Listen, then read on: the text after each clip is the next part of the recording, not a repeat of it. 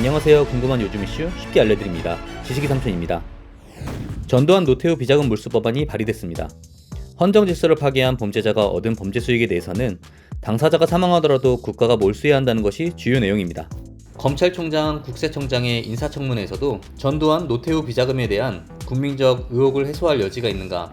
라는 질문이 이어지며 정치권에서도 해당 법안에 대한 관심이 높아지고 있는 것을 확인할 수 있는데요. 비자금 국고환수 논란과 함께 역대 대통령 자녀들은 현재 어떤 삶을 살고 있는지도 이슈가 되고 있습니다. 전두환 전 대통령의 손자인 전 의원은 SNS를 통해 전두환 일가의 호화스러운 생활을 폭로했는데요. 1997년 추징금 완납을 거부하며 전 재산은 29만원 밖에 없다고 밝힌 전두환의 주장과 상반되는 삶을 살고 있다는 사실에 많은 국민이 분노하기도 했습니다. 전두환의 자녀들은 현재 500억 원대 자산가의 삶을 살고 있습니다. 먼저 장남 전제국은 미국 유학을 마치고 돌아온 1990년 시공사를 설립했습니다. 이후 국내 서점을 인수하고 메디슨 카운티의 다리 등 유명 외국 소설의 판권을 사들이며 국내 대형 출판사로 자리 잡게 되는데요. 학업을 막 마치고 돌아온 전제국은 무슨 돈으로 회사 설립 자금을 마련하고 외국 작품의 판권을 사올 수 있었을까요? 자금 의혹에 대해 본인은 대학 시절 친구들과의 사업으로 마련했다고 하지만 사업 자금이 아버지의 비자금이었을 것이라는 추측과 함께 논란이 됐습니다. 실제로 시공사의 본사 건물은 1988년 전두환이 부정축제와 친인척 비리로 대국민 사과 성명을 하면서 사회 환수를 약속했던 땅인데요. 노태우 정부에서 환수를 하지 않아 전재용에게 증여가 됐습니다. 이후 전제국은 미납 추징금을 시공사가 대납하라는 판결이 내려지자 시공사를 처분했는데요. 인지도가 높은 시공사만 정리했을 뿐 나머지 계열사들은 아직도 전제국 일가가 소유하고 있습니다. 전제국은 전두환 비자금 수사가 한창인 2004년 페이퍼 컴퍼니를 설립한 정황도 드러났는데요. 비자금을 은닉하고 재산을 축적해온 전제국의 현재 재산은 500억 원대로 추정됩니다. 둘째 아들 전재용 역시 비자금 부정 축제에 관한 논란이 있습니다. 2004년 조세포탈 사건 수사 과정에서 73억 원가량의 전두환 비자금 채권을 소유한 사실이 드러난 것인데요. 당시 전재용은 노숙자의 명의를 도용해 채권을 관리하는 등 불법을 저지르기도 했습니다. 전재용은 이태원의 빌라 3채, 중구의 건물 5채, 경기도 토지 등 막대한 부동산을 소유하고 있는데요. 단 한 번도 경제활동을 하지 않은 전재용이 이 많은 부동산을 어떻게 소유하게 됐는지는 밝혀지지 않았습니다. 노태우 전 대통령은 1995년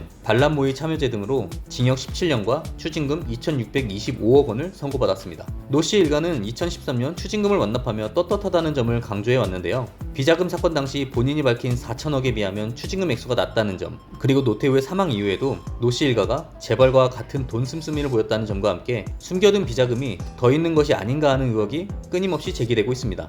장녀 노소영, 아트센터 나비관장이 최태원 SK그룹 회장과의 이혼 소송 중 유리한 판결을 얻기 위해 공개한 어머니 김옥숙 여사의 메모와 함께 안방 비자금에 대한 논란은 더욱 증폭되고 있는데요. 이와 함께 숨겨둔 비자금을 환수해야 한다는 주장이 계속되고 있습니다. 노소영이 SNS를 통해 아버지가 자신에게 남긴 것은 담요 한 장뿐이라고 언급한 건 역시 논란이 되고 있습니다. 추징금을 납부한 후에도 보유하고 있던 80 보성 아파트를 노소영이 상속받았기 때문입니다. 노소영이 운영하는 아트센터 나비의 운영 부실에 대한 이슈도 있습니다. 2019년 입사한 노소영의 비서가 4년 동안 약 21억 원을 횡령한 것인데요. 본인 명의로 대출이나 공금이 새나가고 있었는데도 노 관장이 몰랐다는 것에 대해 최고 경영자로서 역할을 제대로 하지 않았다는 논란이 계속되고 있습니다. 특히 아트센터 나비는 공익법인으로 정부로부터 매년 5억에서 10억의 지원금을 받고 있는데요. 공익법인의 부실 운영에 대한 질타를 받기도 했습니다. 아들 노재현은 2013년 신정아와의 이혼 과정에서 해외 부동산, 펀드 등 재산이 드러났고 그 재산은 노태우의 비자금과 연관이 있을 것이라는 의혹이 제기됐습니다.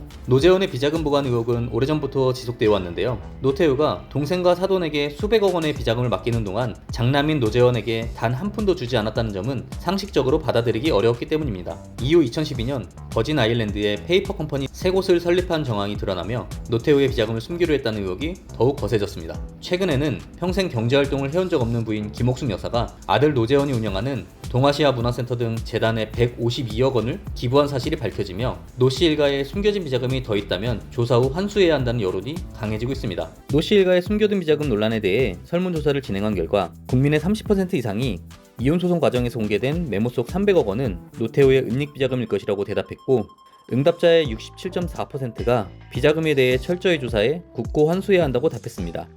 김영삼 전 대통령의 자녀들은 일찍부터 미국 유학 생활을 한 것으로 알려져 있습니다. 얼굴을 드러내고 활발하게 활동한 자녀는 차남 김현철입니다. 김현철은 미국 유학을 마치고 귀국 후 쌍용증권에서 근무하다가 1987년부터 김영삼의 대선 선거 운동을 도우며 정계에 입문했습니다. 1992년 대선 당시 김영삼의 당선에 크게 기여했다는 평가를 받았는데요. 이후 김영삼 대통령 취임 후 김현철은 각종 현안에 개입하며 문민정부 당시 막강한 비선 실세가 됐습니다. 하지만 정권 말기에는 한보 비리에 연루되며 조세 포탈 혐의로 1997년 구속되며 현직 대통령 아들이 구속되는 최초의 기록을 남기기도 했습니다. 김대중 전 대통령 역시 재임 중 두 아들이 뇌물비리 혐의로 구속되는 불명예를 얻었습니다. 차남 김홍업은 미국에서 생활하던 중 귀국해 아버지의 선거활동을 도왔는데요. 김대중 대통령 당선 이후 20억이 넘는 돈을 청탁의 대가로 받은 혐의로 구속됐습니다. 삼남 김홍걸 역시 비리 청탁을 대가로 36억 원을 받은 혐의로 구속됐습니다. 김홍걸은 2020년 더불어시민당 비례대표로 21대 국회의원에 당선되기도 했습니다. 정부 여당에서 소속 공직자들을 향해 다주택을 처분하라고 했는데 배우자가 보유한 강남구 아파트를 매각하지 않고 아들에게 증여해 논란이 됐습니다.